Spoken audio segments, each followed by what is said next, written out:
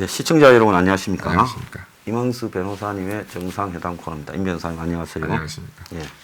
자, 이 어려운 이 마스크를 끼고 토론을 한다는 게 쉽지가 않은데 그래도 또 시청자분들께서 지적도 해주시고 해서 불편함을 감수하고 이렇게 하고 있습니다. 자, 오늘 저 2부에서는 이 뭐 역사를 이렇게 이제 바라보는 영화 그리고 현재의 지금 한국의 모습 이런 부분을 묶어서 지금 이야기를 좀 해주시겠다고요? 네네네. 예. 소장님께서 이번 주 방송에서 이제 좀 또 언급하셨는데 그 2004년작 영화 다운폴 히틀러가 이제 그 패전을 목도에 둔 이제 히틀러가 지내던 벙커 안의 그 어떤 모습들을 이제 뭐 다큐멘터리에 가까울 정도로 아주 정확하게 재현한 영화가 있어서 그 영화를 한번 같이 좀 말씀을 나눴으면 합니다. 그래서 이 영화는 2004년에 독일과 이탈리아가 제작된 거고, 그러니까 저명한 역사학자이자 저술가 요하임 페스트의 이제 그 원래 원제는 이제 히틀러와 제3제국의 종말, 그 다음에 그 히틀러의 최후를 함께 했었던 그 히틀러의 비서 트라우들 융에, 그 다음에 이제 그 독일 나치 정부에서 군수상을 역임했던 그 건축가 알베르토 슈페어 등의 인물들의 각종 회고록 등을 바탕으로 이제 만들었다고 합니다. 근데 사실 이제 뭐 소장님 아신지 모르겠지만 사실 요 영화에 히틀러가 나오는 장면들을 젊은 사람들이 이제 그 어떤 현재 우리나라 상황에 빗대어 가지고 사실 패러디를 굉장히 좀 많이 했었는데 많이 하고 있습니까? 예. 그래서 이제 그 뭐 이번에 그 문재인 코로나 사태와 관련해서도 정말 이게 좀 비슷한 좀 그 측면들이 많이 있어서 좀 그 말씀을 좀 드리려고. 예, 이제 그 중에 이제 하나로 보자면 이게 이제 다운폴 한국말로 하면 몰락이지 않습니까? 네. 영어로 다운폴이고요. 네.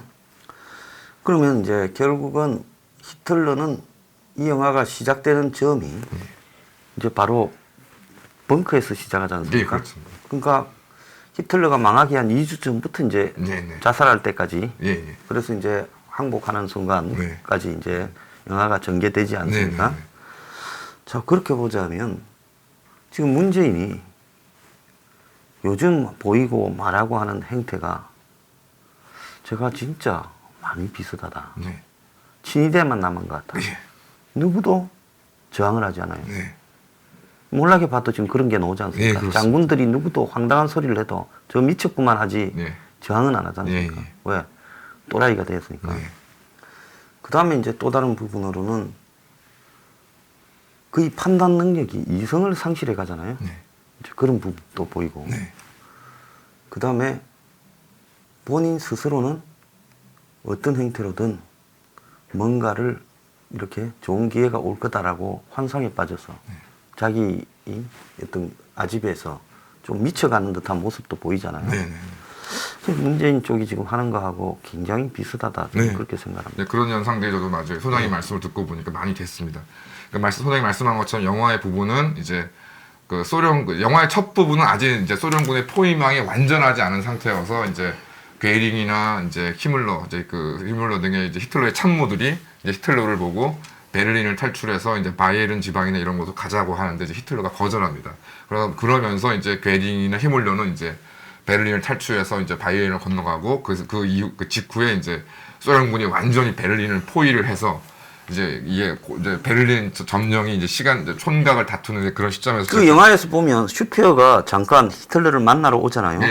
슈페어는 그 군수상을 했고 또 건축상을 해서 나치 독일의 그 과거의 그 게르마니아라고 그 로마니아 그러니까 로마를 거의 재현한 베를린 건축물들을 직접 건설하고 했던 유명한 그 일종의 건축 학자죠. 그런데 이제 잘생기고 똑똑한 사람인데 히틀러에 붙어서 하다가 그래도 많이 봐주더라고요. 슈페어는 한 4, 5년 징역 살고 풀려났어요. 그런데 그 슈페어가 히틀러를 만나가지고 이제 도망가자, 뭐 항복하자, 뭐 이런 이야기를 하려고 그 포위된 와중에도 비행기로 이 베를린 옆에 내렸잖아요. 도로에. 그래가 만나고 또 비행기 타고 가잖아요. 그러니까 히틀러가 도망가려면 얼마든지 갔고 근데 이때 이제 사람들은 항복 직전이니까 딴 데도 다 점령 당했나 생각하는데 그게 아니라 이탈리아 북부에도 그렇죠.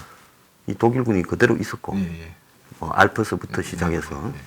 그 다음에 저 노르웨이도 그대로 아직- 점령하고 있었고 그래서 독일 영토로는 또 이 베를린이 보면 상당히 독일의 동쪽에 있잖아요. 그렇습니다. 당신 더 동쪽에. 예, 그러니까 독일 영토는 또 저쪽 서쪽으로는 또 좀 예. 아직 좀 아직 이 미군이 징적이 예. 소련군하고의 어떤 합의에 의해서 느리게 갖고 예. 엘바강 뭐 정도에 갔잖아요. 맞습니다. 엘바강. 그렇기 때문에 히틀러가 얼마든지 도망을 일단은 가서 갈 때는 있었다는 거죠. 그죠? 군대가 곳곳에서. 그런데 히틀러가 도망을 안 가고 거기서 버티기로 작정한 거죠. 작정을 하겠습니다. 그래서 이제 영화에서 아주 많이 파괴된 장면인데, 그러니까 이제 사실은 이제 히틀러가 그 이제 발지 전투를 대표로 하는 이제 그 유의미한 이제 마지막 그 독일군의 예비 전력을 완전히 소모시켰고, 이러다 보니까 소장님 말씀하신 것처럼 이제 군대들이 뭐 일부 남아있긴 했는데, 특히 베를린 주위에는 그러니까 그 완전히 편제가 된 군단 전력이 사실상 존재하지 않았습니다.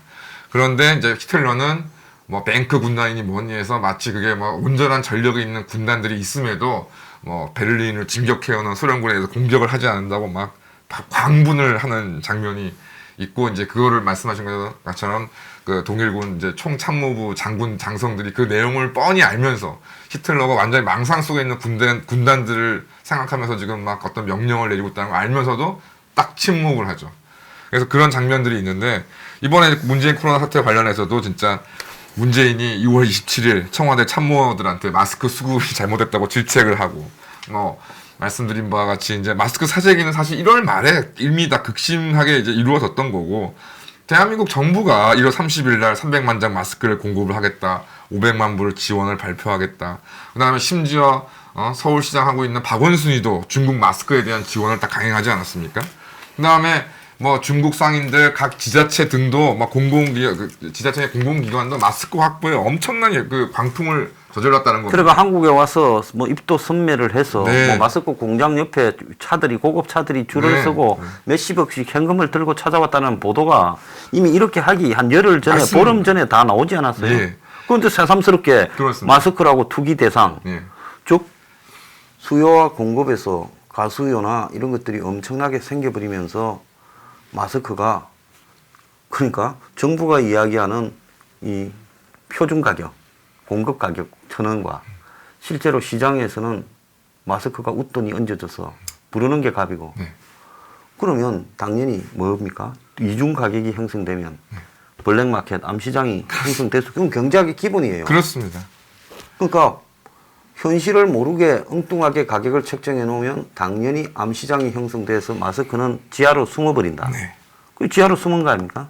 그래서 그 실제로 그래서 뭐 국적의 세무서나 이런 데서 뭐 단속을 한다고 하는데, 제가 뭐 약간 좀 직접적으로 좀 들은 얘기로는 이제 마스크나 이제 의료용품, 이제 의료 외품들이겠죠. 이제 직접 의료품은 아니까 이런 분들 취급하는 이제 그런 상인들이 있고 시장이 형성되어 있는데, 자기들끼리 내부적으로 누가 큰 손이고 누가 이 중국 쪽으로 이 물품을 빼드는지 뻔히 아는데 거기에는 손을 안 대고 또 만만한 뭐 중소규모 이하의 업자들만 족치고 무슨 뭐 한다 그러고 있다고 상황이고, 또 오늘 뭐 언론 보도를 보니까 이미 뭐 중국한테 뭐 물건 뭐 마스크 등 수출하는 그 큰 대규모 업자들은 이제 뭐 재미를 받고, 중국도 이제 하여튼 하여튼 내부적으로는 그 확산 사태가 뭐 수구로 돌고 있으니까 마스크 가격이 좀 떨어질 기미가 있다고 하네요. 그래서 이제 아예 그런 그 마스크 큰 대규모 제조업자들은 이제 공장 문 닫고 이제 번 돈 가지고 이제 어디 돈 쓰러 다닌다, 뭐 이런 얘기까지 이제 들리고 있더라고요. 중국이 확산이 떨어지는 게 아니라 중국 정부가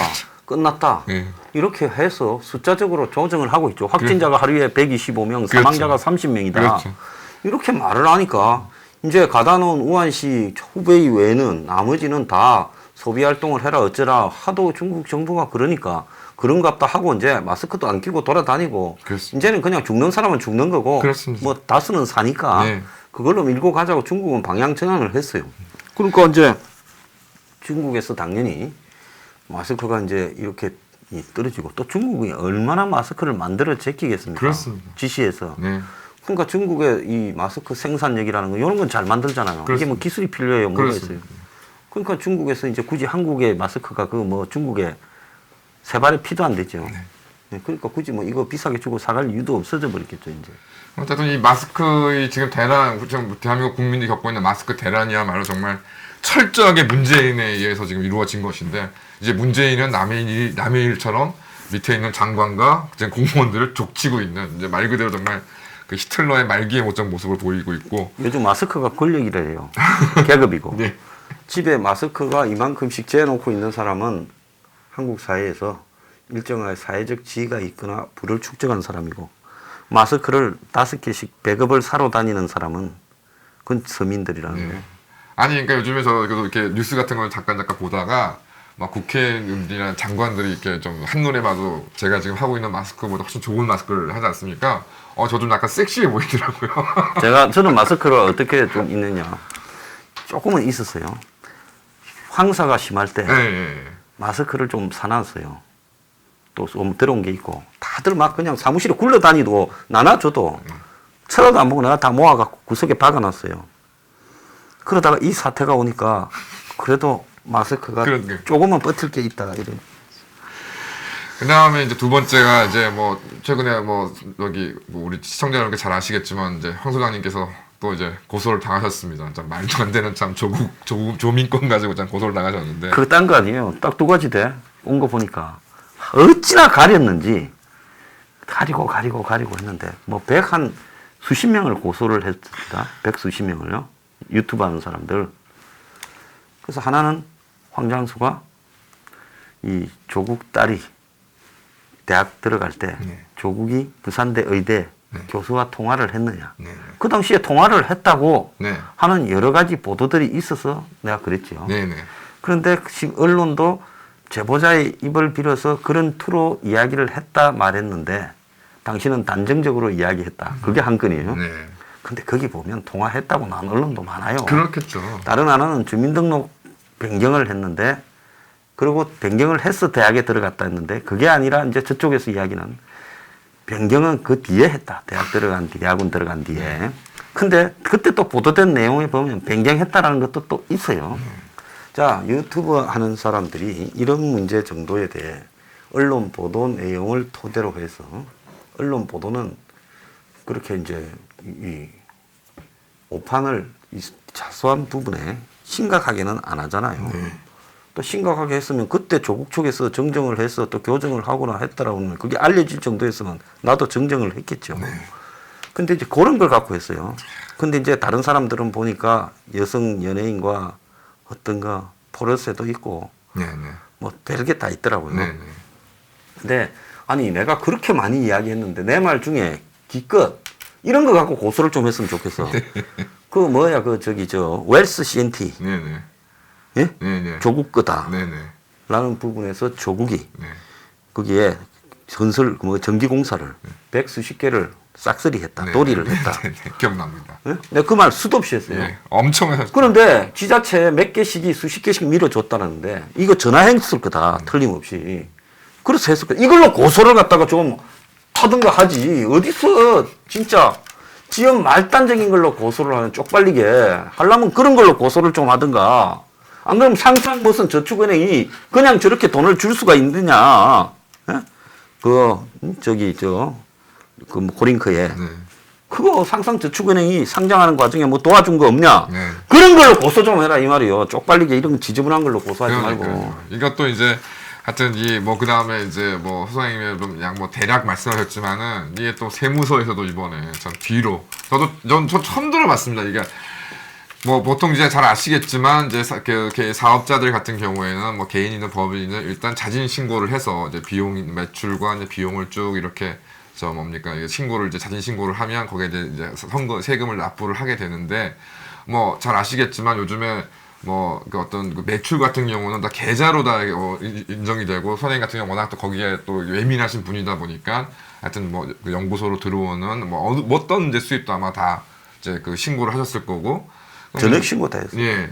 그러면 이제 문제가 되는 부분은 비용 부분인데 이제 급여만 받으시는 분들은 뭐 이해하시는지 모르겠지만 사실 이제 사업자들이 여러 가지 이유로 이제 비용을 지불을 하는데 이게 뭐 형평상 계좌를 이체한다거나 이제 카드로 하진다거나 뭐 이러지 못하고 그리고 특히 급한 경우에는 현금으로 좀 처리해야 되는 경우들이 좀 많이 저도 상당수가 있어서 근데 이런 것들을 이제 비용 처리를 하기에는 만약에 뭐 그렇다 안 하면 참 좋은데 어쨌든 내가 비용을 지출하는 거니까 이런 부분을 다 포함해서 이제 비용을 당연히 이제 신고를 하는데 결국은 나중에 이제 이런 부분들이 이제 세무서를 통해서 이게 뭐 증빙이 안 된 비용이다 뭐 이런 식으로 트집이 잡혀서 보통은 다 대부분 다 알면서도 트집을 잡아가지고 이제 보통 이제 세금을 이제 뭐 어느 일정 정도 규모 이상이 되시면 이제 그 세무서에서 뭐 일종의 세무조사 비슷한 거죠. 그래서 그걸 이제 세금을 이제 내게 되는데 저희 한번 이제 그렇게 해서 그러니까 쉽게 말해서 이제 신고하신 이제 소 매출 및 비용에 대해서 한번 탈탈 털려셔가지고 알겠다. 그 뭐 비용 누락 등에 대해서 정리가 돼서 이제 1차 세금을 납부하셨는데 얼마 냈는데 내 얼마 내랬어? 예, 다 냈어. 다 냈습니다. 그러니까 그거는 그냥 첫 번째는 자진 신고한 거니까. 그것도 엄청 많이 냈어요. 예, 근데 또 더 내랬어. 예, 그래서 자료 냈더만은 뭐 빠진 게 있다 해서 또 더 냈어. 예, 1차로 해가지고서 했으니까 그때 탈탈 털어서 한 거니까 이제 뭐 다시 뭐 대부분 이제 그걸로 끝난 것이고 만약 이제 거기에서도 이제 뭐가 문제가 있다고 자기들이 판단하면 이제 정식으로 세무조사를 해가지고 정말 하는 건데 그것도 아니고 뭐 또 하나 또 이게 들어와서 추가로 2차로 또 이걸 뭐 진행한다고. 아니 자기들이 그렇습니다. 뭔가 빠져서 문제가 있다 해서 냈잖아요. 예. 그러면 자기들이 잘못 계산해 놓고 그렇죠. 그때 그럼 같이 다 내라고 하든가. 그렇습니다. 자기들이 내라는 대로 다 냈는데 두 번째도 근데 또 뭐가 빠졌다고 세 번째 저래요? 이게 뭐라고? 요즘은 이제 그것도 이제 2018년 거고 요즘은 이제 들어오는 것도 없어요. 들어오는 것도 없으니까 이제 이것도 곧 그만하게 될 거예요. 왜? 뭐 들어와야 내지. 잘 알잖아요. 안 들어오는 줄. 좋았어. 그래서 이제 뭐 이런 상황이 이제 되어 있는데 요것도 영화에 나오는 것처럼 이제 특히 좀 인상적인 장면이 이제 막 영화 택시 운전사에 이제 출연했던 토마스 크레치머가 이제 영화 다운폴에서 이 사람 동독 사람이래요 원래. 예, 서독으로 도망갔다더라고. 예. 그래서 SS 장관 하임리 부관인 헤르만 페겔라인 중장으로 출연하는데 이제 그 헤르만 페겔라인 중장이 사실은 그 히틀러의 정부 이제 마지막 죽을 때 이제 혼인을 했던 에바 브라운 동생의 남편, 저 히틀러의 손안의 동서입니다. 근데 이제 히물러가 이제 앞서 말씀드린 것처럼 이제 히틀러를 배신하고 이제 자기 혼자 탈출한 다음에 이제 연합군하고 내가 협상을 하겠습니다. 그러니까 히틀러가 이제 화가 나가지고 히물러를 죽여라 그랬는데 뜻대로 되지 않자 이제 그 부관을 찾았더니 헤르만 페겔라인 중장이 이제 벙커를 벗어나서 어디가 베를린을 도망친 것도 아니고 술 먹고 여자들하고 이제 놀아난 거를 탈영했다, 배신했다 그래서 바로 처형해 버리는 그런 장면들이 있고 영화에도 뭐 보시면 아시겠지만 곳곳에 좀 이제 독일의 어떤 그런 것들을 전쟁의 어떤 그걸 비관하는 사람들을 배신자라 그래서 막 무자비하게 목을 달고 막 총을 쏴 죽이는 장면들이 나와 있는데 정말 지금 딴 문제도 아니고 조국 조민 문제 가지고 형사 고소하고 이제 뭐 탈탈 털어가지고 이제 이게 뭐 수익이 있는지 없는지도 모르는 상황에 있는 사람을 또 털어서 세금까지 또 어떻게 해보겠다는 걸 보면은 정말 그 영화에 나오는 이 마지막 그 몰락을 앞두고 정말 그럼에도 불구하고 살인의 광부만하는 나치 일당과 너무 비슷한 것 같습니다. 자, 그래서요. 지금 보면 그 신천지 이만희를 이제 드는데 신천지도 좀 웃기는 집단이지만은 문제는 뭔가 하면 그놈 신천지에다가 몰아가 이 사태를 끝내려고 거기에 앞장서고 있는 예? 그러니까 히틀러한테 충성 경쟁을 벌이는 그 와중에도 보면 연락해서 저한테 물리 주십시오 하고 참모 총장하고 히물러하고 여러 사람이 히틀러가 저기 있다가 아마 자살할 거야. 그러면 그 뒤에 총통은 나한테 시켜주시오 하고 총통 경쟁을 해. 그래가 연합군하고 딜 치서 지가 살겠다고. 지금 그런 것처럼 저기 누구야? 박원순이 이재명 뭐 서로 경쟁을 하고 자꾸 그 꼴을 보면서 정말로 히틀러 말기를 보는 것 같아 생각합니다. 그 다음에 이제 그 기적을 기대하는 망상. 그래서 이제 뭐 역사를 아시는 분 아시겠지만 7년 전쟁 이제 프로이센의 7년 전쟁 당시에 이제 프로이센의 프리디리 대제가 이제 당시에 이제 오스트리아, 프랑스, 러시아의 삼국의 협공으로 베를린이 완전히 포위나고 히틀러처럼 이제 멸망의 위기가 몰려서 자살까지 생각합니다. 근데 그러던 중에 1762년 러시아에 이제 이 전쟁을 프로이센과 전쟁을 주도했던 엘리자베트 여제가 사망하고 프리드의 숭배자였던 표트르 3세가 즉위를 했더니 하면서 이제 그 러시아군이 철군하게 되고 전쟁전 상태로 돌아가는 내용으로 전쟁이 마무리됩니다. 히틀러가 이제 프리드의 대제를 열광적으로 이제 막 숭앙했었는데 그러던 차에 그래서 기적을 갈망하고 있는데 1945년 4월 12일 루즈벨트가 이제 사망하게 되자 마치 프리드리 대제에 있었던 일이 자신에게 일어난 것처럼 아주 광분을 하고 괴베스도 막 이제 총통 기적이 왔습니다 뭐 이런 식으로 했었는데 뭐 아시는 바와 같이 뭐 민주국가인 미국은 루즈벨트 대통령의 사망과 전쟁 수행하고는 뭐 결국 연관이 없어 이제 결국 몰락을 하게 됐습니다. 아시는 바와 같이 문재인은 오늘도 시진핑의 방문을 뭐 예정대로 추진한다. 그다음에 김정은 뭐 3.1절 기념사에서 북한과 무슨 코로나 관련 방역 협의를 하자 등등 오늘도 하여튼 이 불리한 정치적 형세를 시진핑과 김정은의 방문으로 이거를 여론을 역전시킬 수 있다는 정말 망상을 지금 하고 있는데. 그래서 어제 3월 2일 날 북한이 또 축포를 두 발 쏘았잖아요. 엿 먹으라고. 예. 아니 그래서 뭐 어느 뭐 진보 쪽에서는 어떻게 그렇다고 김정은 편을 들 수 있냐고 생각이 드는데 저는 뭐 하여튼 문재인을 아주 제대로 비판하고 정말 하는 사람은 뭐 현재 전 세계에서 김정은이 최고가 아닌가 생각이 들고요. 그러니까 이런 망상을 이제 꿈꾸고 있는 그 모습, 정말 몰락을 앞두고 있는 그 모습도 정말 좀 인상적입니다. 4월 15일 날 총선 날이 심판의 날인데 그럼 현재 문재인 최후의 40일. 네. 지금 그런 상황이에요. 예. 그런데 본인은 시진핑이 구원하리라, 김정은이 구원하리라, 내 충성스러운 쫄병들이 승리하리라. 네. 지금 그걸 하고 있는 거 아닙니까? 네, 그렇습니다. 참 기가 찬 인간입니다. 그래서 저는 마지막으로 이 말씀을 좀 드리고 싶습니다. 그 뭐 공지영이 그 이제 그 대한민국 지도를 보고서 이제 코로나 사태 현황을 보면서 그 선거 때 잘 찍어야 된다라는 얘기해서 이제 뭐 망언이라고 그러는데 저는 저기 굉장히 진실된 얘기라고 생각하고요. 다만 그 지도를 대한민국 지도가 아니라 세계 지도를 놓고 이렇게 보면은 정말 정말 이번 총선에서의 결과가 얼마나 정말 중요한지를 정말 다시 한번 깨달을 수 있다고 생각하고. 근데 이 문재인과 문천지 일당들의 그 머릿속에 뭐가 있느냐? 저는 게벨스, 그러니까 그 몰락을 다운폴에 나온 게벨스의 어떤 대사가 정말 이게 그 실마리를 찾을 수 있다고 생각하는 게 게벨스가 이렇게 얘기합니다. 우리는 한 번도 우리가 할 것을 감추지 않았고 그러니까 독일 국민을 얘기하죠. 독일 국민들은 그들 스스로 우리에게 정권을 위임한 것이니까 그리고 이제 지금 그들이 그 대가를 치르고 있는 것 뿐이지. 지금 정말 문재인 코로나 때문에 신음하는 대한민국과 대한민국 국민들이 이 꼴을 지금 당하고 있다고 생각합니다. 자, 이 부분에 대해서 사실은 게벨스 말이 맞는 말이에요. 히틀러가 자기가 어떻게 하겠다라는 말을 감추지 않고 거의 대부분을 다 이야기했고 솔직히 홀로코스트조차도 독일 국민들이 알 사람은 다 알았지만 모른 척 한 거죠. 그렇습니다. 지금 저 한국에 문재인이 저래 될 때 문재인이 되면 어떻게 될 거라는 걸 제가 벌써 이야기했습니다. 예? 그런데도 불구하고 문재인을 선택했고 그리고 문이 초반에 저렇게 오만함으로 또 온갖 그냥 얄팍한 테크닉과 선동과 또 뭐 직접 민주주의를 빙자한 뭐 대깨문을 이렇게 앞에 세워서 또 반미 반일부터 시작해서 진북 진중으로 나라를 절단내어가는 걸 다 알면서도 상당한 사람들은 문의 미련을 갖고 있었지 않았습니까?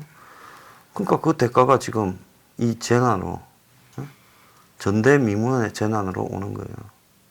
뭐 대한민국 국민이 선택했고 그 결과를 그대로 지고 있는 것 뿐이라고 생각합니다. 우리가 일본이 과거에 후쿠시마 쓰나미 사태와 원전 그 이제 폭발 사태를 겪으면서 어떻게 일본은 저런 일을 겪고 있을까? 일본 사람들은 다 바본가? 저런 정권을 용납을 할까? 데모도 제대로 한번 못하고 몇 번 하다가 그냥 흐지부지 될까 했는데 남 이야기 할 게 전혀. 우리도 지금 일본과 똑같다는 겁니다. 그러니까 지금 문인을 저렇게 오만하게 만든 것은 국민이다. 네, 맞는 말씀. 그 대가를 치르고 있고요. 이제 문 밑에 붙어서 예를 들어서 지금 고소 고발하고 뒤에 털고 또 문한테 아부하고 또 돌팔이들이 이게 별거 아니라고 했고 그러면서 이 뭐 문의 정적들을 죽이는데 앞장서고 또 국민들을 선동하거나 왜곡시키는데 앞장선 공무원들이나 정치인들이나 네. 예? 민주당이나 또 그 밑에 각 분야의 전문가라는 사람이 나중에 예? 나는 잘못이 없다 하면 그때 이제 해야 될 말이 있어요. 악의 평범함. 네. 예? 니는 도구였다고 이야기하면 봐줄 것 같느냐? 봐줄 수 없다는 거예요. 네, 그렇습니다. 자, 터는 놈들 한번 다 털어보세요. 나중에 대가는 반드시 치러야 될 거다 내 경고합니다. 맞는 말이라 생각합니다. 예. 자, 마치겠습니다. 감사합니다. 감사합니다.